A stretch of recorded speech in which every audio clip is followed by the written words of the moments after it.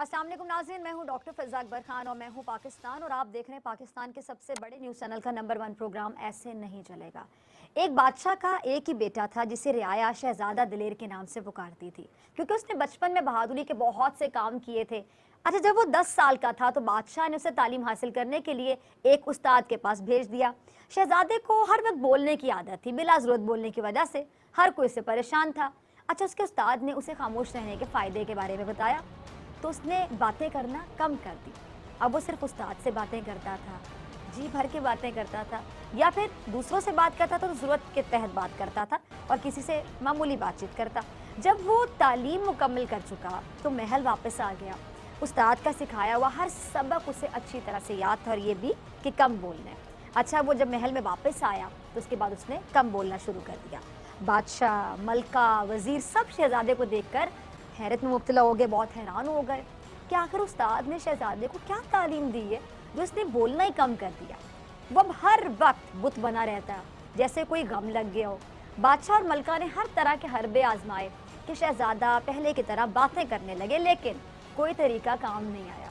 अच्छा, काफ़ी सोच विचार के बाद एक वज़ीर ने बादशाह को सलाह दी, मशवरा दिया कि शहज़ादे को शिकार पर लेकर जाते हैं, शायद वहाँ जाकर उसका दिल बहल जाए और वो पहले की तरह खुश रहने लगे और बातें करना शुरू कर दे। अच्छा, बादशाह को उम्मीद तो नहीं थी, लेकिन वो अपने बेटे को खुश देखने के लिए कहने की हर मुमकिन कोशिश करना चाहता था, इसलिए फ़ौरन राज़ी हो गया। बादशाह समेत तमाम जो अमीर थे और वज़ीर थे वो शहज़ादे को लेकर जंगल शिकार करने चले गए। अब मसला ये था कि बादशाह की सवारी जंगल के जिस हिस्से से गुजरती, उनकी आहट की वजह से कह लें कि वहाँ के जो तमाम जानवर थे वो पहले चौकन्ना हो जाते और महफूज मकाम पर चले जाते। अब इस तरह शाम हो गई, जंगल का सन्नाटा बढ़ता जा रहा था।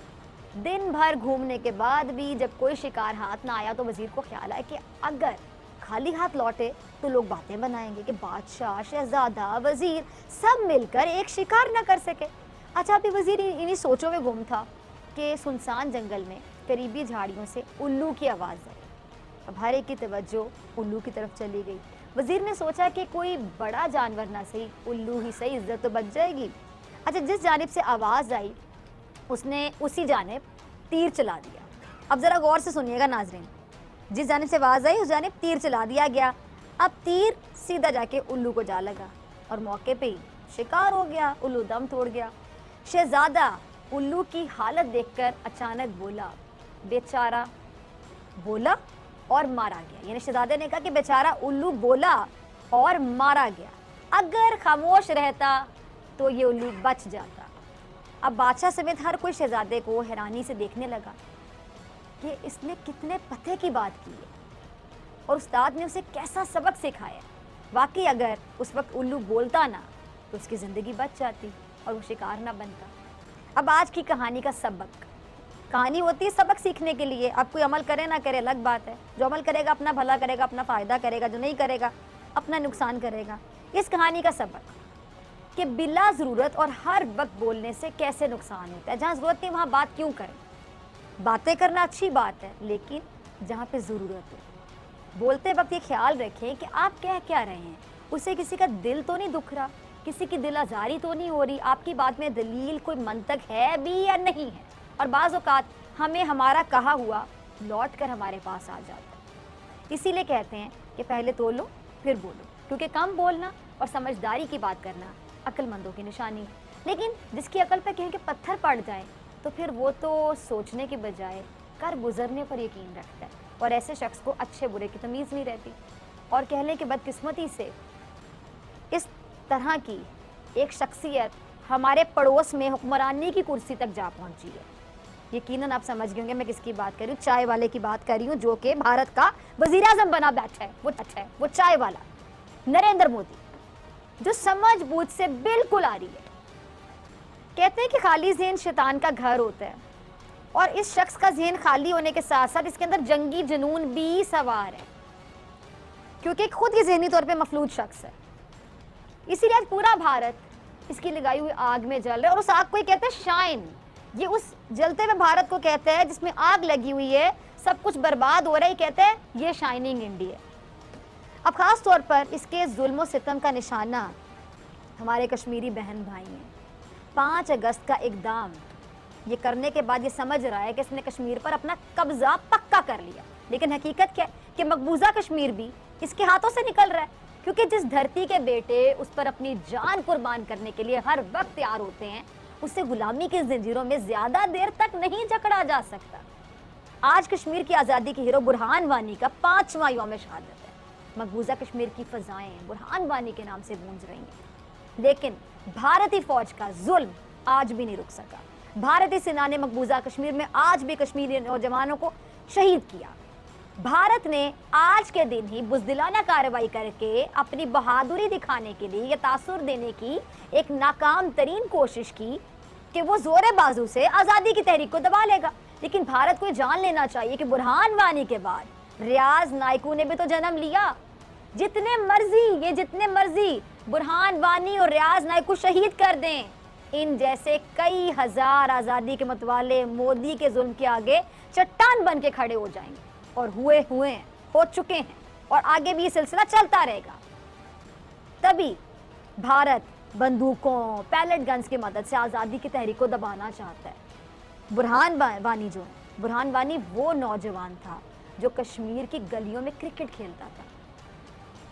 इनकी आंखों में भी ख्वाब सजे थे कि अपने ख़ानदान के साथ अच्छी ज़िंदगी गुजारेंगे, लेकिन भारतीय दरिंदगी ने इनके घर को उजाड़ दिया। मकबूजा कश्मीर की जो आज़ादी की जद्दोजहद है, उसे अपने खून से नया रंग देने वाले ये बुरहान वानी 19 सितंबर 1994 में जम्मू कश्मीर के एक गांव शरीफाबाद में पैदा हुए, जहां इन्होंने सिर्फ 15 साल की उम्र में तहरीक आज़ादी कश्मीर में शिरकत का फैसला किया। अब इसकी वजह क्या बनी कि एक क्रिकेट खेलता नौजवान, जरा सोचें कि बल्ले को छोड़कर बंदूक उठाने पे मजबूर हो गया। क्या वजह बनी? इसकी वजह थी भारतीय जुल्म, भारतीय बर्बरियत। और बुरहान वानी के जो भाई खालिद वानी हैं, उनको भी 2015 में भारतीय फौजियों ने एक जाली मुकाबले में शहीद किया था, जब वो अपने 3 दोस्तों के साथ अपने भाई से मिलने जा रहे थे। बड़े भाई की शहादत के बाद बुरहान वानी ने खुलकर सोशल मीडिया के जरिए कश्मीरी नौजवानों को बंदूक उठाने और भारत के खिलाफ मुसल्लह जद्दोजहद की राह अपनाने की भरपूर मुहिम चलाई। इसके जवाब में दर्जनों नौजवान भारतीय फौज के खिलाफ इस मुहिम में शामिल होने लगे। अब इसे देखकर भारतीय फौज की तो नींदें हराम हो गई, और होनी भी थी, इसलिए कश्मीर के इस बहादुर बेटे को रास्ते से हटाने का फैसला किया गया। 8 जुलाई 2016 वो स्याह दिन जब बुरहान वानी को 2 साथियों समेत शहीद कर दिया गया। दरिंदगी करने वालों को गुमान तो शायद ये था कि इसके बाद शायद जो आज़ादी की तहरीक है वो ठंडी पड़ जाएगी, लेकिन हुआ इसके उलट।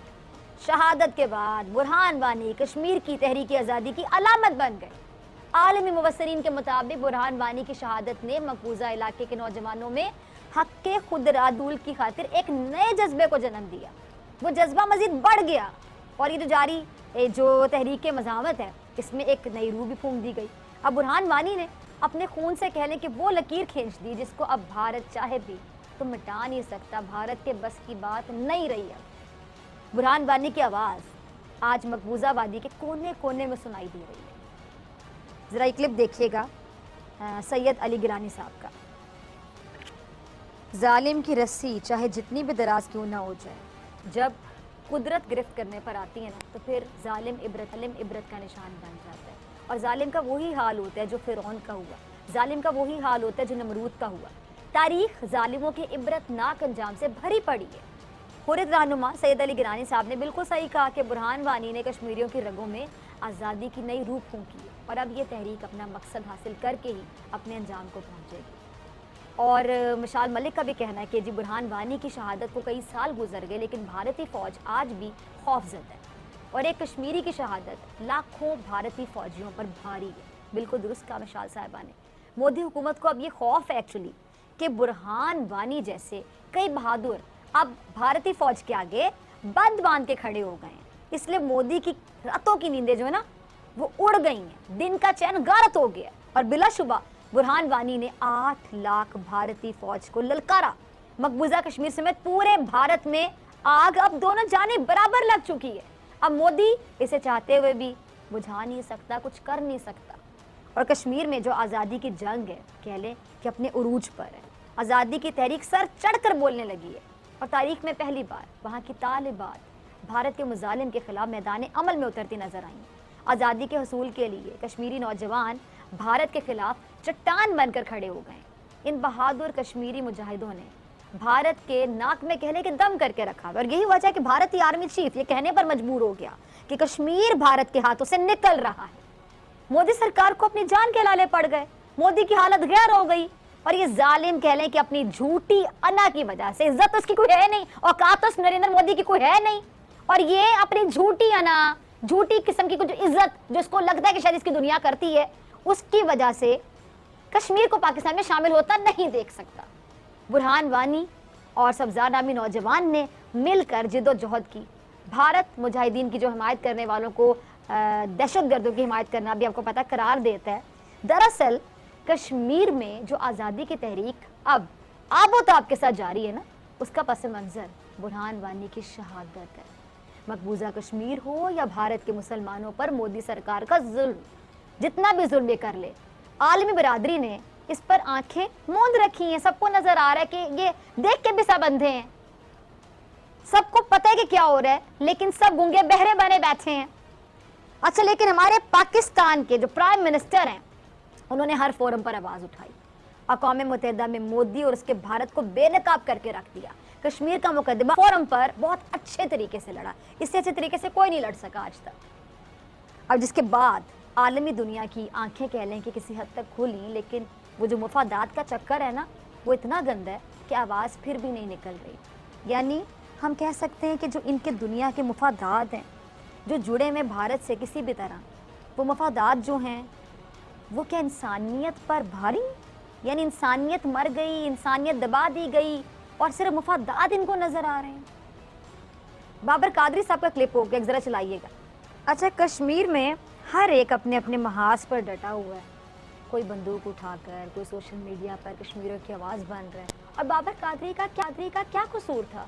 सिर्फ इतना कि उन्होंने बार बार इसरार पर भी पाकिस्तान नहीं बल्कि हिंदुस्तान मुर्दाबाद का नारा लगा दिया, और मोदी की इंतहा पसंद सोच उसको बर्दाश्त नहीं कर सकी, और कुछ दिन के बाद उन्हें शहीद कर दिया गया। ये है मोदी और उसके आरएसएस की गुंडागर्दी। ये कत्ल गाहें बना रहे हैं, जबकि कश्मीरी आज़ादी के गुनगार